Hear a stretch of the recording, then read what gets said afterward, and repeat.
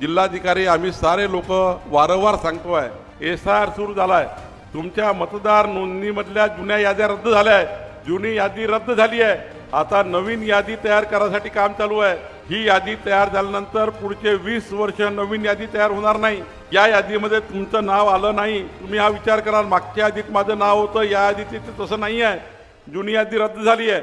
आता आपल्याला कोणत्याही परिस्थितीत 17 ऑगस्टपर्यंत आपलं नाव आहे की नाही चेक करून घ्यायचं आहे।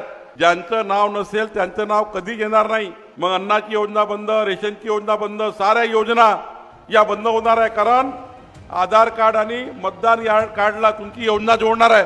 तुमचं मतदार यादीत नाव नसेल, मुलाची ॲडमिशन कशी होईल, तुमच्या मुलाबाळांना कसं बेसाबेलतुरीत त्या ठिकाणी योजना मिळेल, तुम्हाला अन्नाची योजना बंद, तुमची महिला बालकल्याण योजना बंद, तुम्हाला समाज कल्याणची योजना बंद।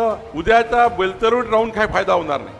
घर आहे पण फायदा नाही, कारण मतदारच नाही आहे, हक्कच नाही आहे, ना गावावर हक्क ना मतदारावर हक्क। आणि म्हणून माझी विनंती आहे, बेलतरुडीत राहणारा नागपूर जिल्ह्यातल्या प्रत्येक माणसाला, प्रत्येक मतदाराला माझी विनंती आहे की 17 ऑगस्टच्या आत आपला फॉर्म भरून घ्या।